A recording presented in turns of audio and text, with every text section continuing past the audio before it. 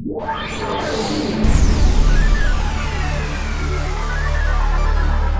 part 1 of this tutorial, we learned how to modify a GE to produce drum rolls and other effects. In this second part, we're going to learn some more advanced techniques, such as how to activate the roll through velocity or a foot switch. Hope your seatbelt is still fastened. First, let's look at using velocity to activate the drum roll. One way to achieve this in program mode is through dynamic MIDI control of the triggering parameters. So I'm going to go to the Karma Edit tab, the triggering page, and find this parameter called Note Trigger. And let's touch that to open it up, and we'll see that it has 4 available settings. I want you to remember for a moment that these are numbered internally from 0 to 3. 0, 1, 2, 3 for 4 settings. We're going to use that in a moment. We have it set to first trigger mode at the moment, which means that the first note I play will trigger it, and until I stop it or turn the latch off or release all the notes or something, I can't trigger it again. So only the first note can trigger it. The other setting we're interested in now is the 4th one, which is number 3 of 0 to 3, Dyne. And when it's set to Dyne, it means that it disconnects the triggers from the GE, basically, and I'm going to trigger it through dynamic MIDI. So right now, if I play notes on the keyboard, nothing happens because the trigger is disconnected. If I switch it back to first mode, I can now trigger it. If I switch to Dyne, I'm unable to trigger it. So what we want to do is use velocity control to go between those 2 settings. So let's set that back to first for the moment and go over here to the Performance RTP page. So first, a little bit of explanation. Most of the parameters on all of these other pages, with the exception of the GE RTP page, are considered performance parameters. In other words, the GE real-time parameters are 32 parameters that actually live inside the GE and allow you to modify behavior inside the GE itself, while parameters on these other pages, like the control page or the trigger page, are considered performance parameters. They are outside of the GE and they live inside the Karma performance, which means the program or the combi. Another way of looking at it is that a GE lives inside a module, and the module has certain parameters that affect the triggering, the zoning, the overall transposition of the GE, and so on. And these are the performance parameters. So this note trigger parameter that we want to hook up to velocity control is considered a performance parameter. So that means we go to the Performance Real-Time Parameters page to control it. Now, we see something hooked up here because this was a drum program that already had some things assigned before. So let's just clear those settings so that we start with a clean slate. So the first thing I'm going to do is assign my note trigger parameter to one of the rows in this page. So we go up here to the group field, and these various groups correspond to the pages of parameters that are available here. So we find the trigger page, and in the parameters menu we find the parameters from that page, and we choose note trigger. And you'll remember it had 4 values from 0 to 3, so our min and our max has automatically been set to 0 and 3, and we want to change, if you'll recall, from 2 to 3. From the first note mode to the Dyne mode. So we can even test that here with the value field. I'll set it back to 2, which should be first note mode. And now I can trigger the note. And I set it to 3, which should be Dyne, and play a note, and nothing happens. So that's what we're going to hook up there. So let's leave this at 2. We go to the Assign menu, pop that open.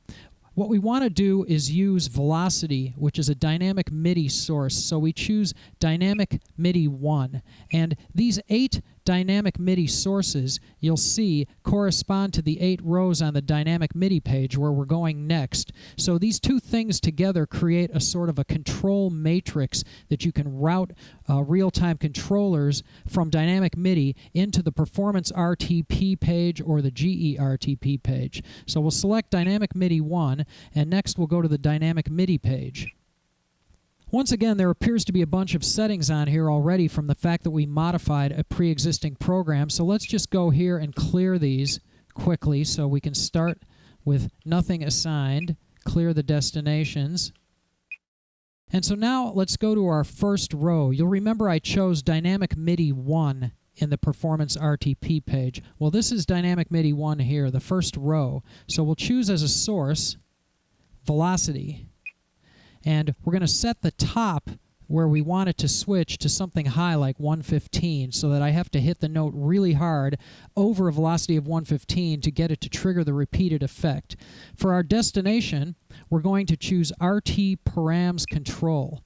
That means I'm routing the setting of this row here into either the performance RTP page or the GE RTP page. So I'm making a sort of a matrix, a control matrix here. We're going to leave our action on the momentary setting because this is kind of a either-or momentary switch kind of thing we're programming here. We want to play hard, have it do one thing, play soft, have it do a different thing, like a momentary switch.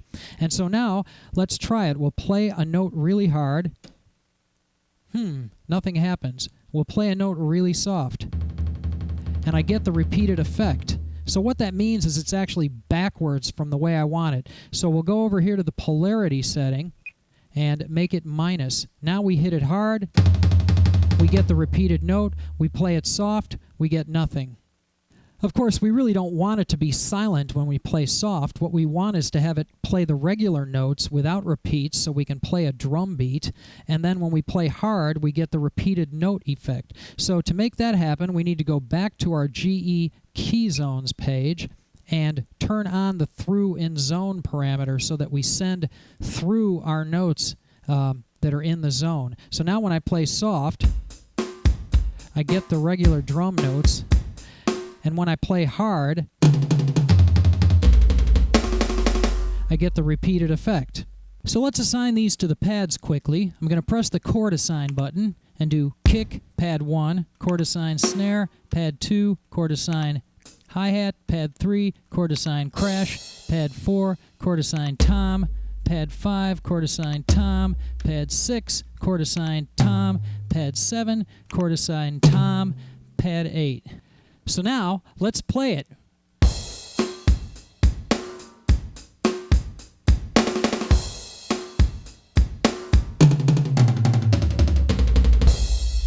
Now one thing I noticed is it's difficult to make smooth connected fills between the pads because the latch switch is off, and so every time I let go, it stops playing. It doesn't tie them together. So if I reach over here and turn on the latch switch, I can now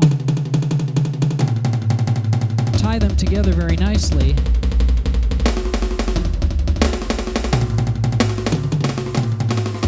The only problem is if I play soft to get my beat, it doesn't stop, it keeps going. So we need to stop that somehow. To accomplish that, we go back to the Dynamic MIDI page and we use a second Dynamic MIDI row. We choose our source, again, velocity, because we want the same settings, set our top to 115, and choose as a destination, module stop.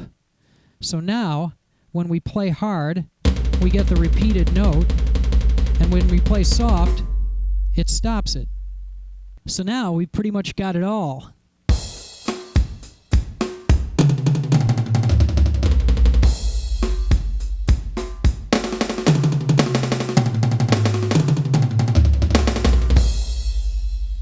So let's save our work.